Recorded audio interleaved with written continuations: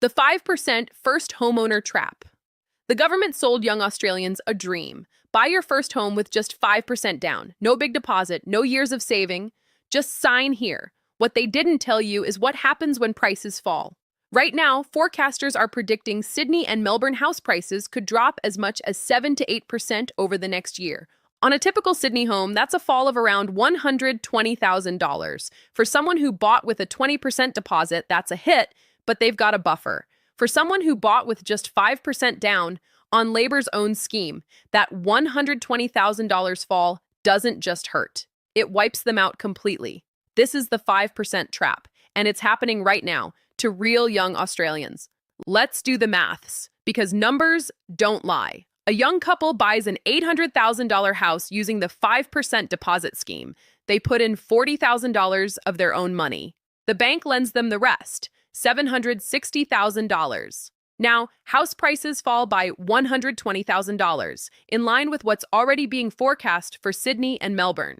Their house is now worth $680,000, but they still owe the bank $760,000.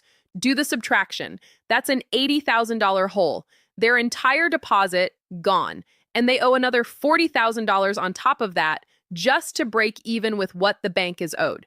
This isn't a hypothetical. This is basic arithmetic applied to a scheme this government is actively promoting to first home buyers right now, while prices are already falling. This isn't just commentary. Cotality's own research director, Tim Lawless, has confirmed the risk. First home buyers using the 5% deposit scheme could end up in negative equity if prices keep falling. When politicians pressed Housing Minister Chris Bowen directly on this, on whether first home buyers could end up owing more than their home is worth, he didn't deny it. He didn't offer a plan to fix it. He said the policy needs to be judged as a package. That's not an answer to a young couple sitting $80,000 underwater on their first home. That's a dodge. To be fair, Lawless did note this only becomes a real crisis if these buyers are forced to sell, job loss, illness, family breakdown. And these buyers are stress tested with a 3% repayment buffer. So it's not guaranteed disaster for everyone. But when the whole point of a low deposit scheme is to have almost no buffer, a she'll be right answer isn't good enough from the people who designed it. Young Australians didn't ask to gamble on their first home. They asked for a fair shot at home ownership. Instead, this government handed them a loan structure with almost zero safety margin at the exact moment the market started turning down.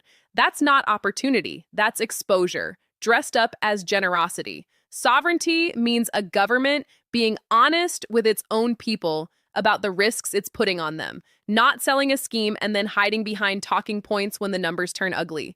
Truth means looking at the maths, not the marketing. You're a young Australian looking at this scheme. Do your own maths first. Know your numbers before you sign anything. And demand your government tell you the truth about the risk, not just the pitch. Here's some wise counsel. The prudent see danger and take refuge, but the simple keep going and pay the penalty. Proverbs 22:3. Let's keep it real. Sovereignty, truth, and faith. Follow on YouTube and X at Let's Keep It Real 2026.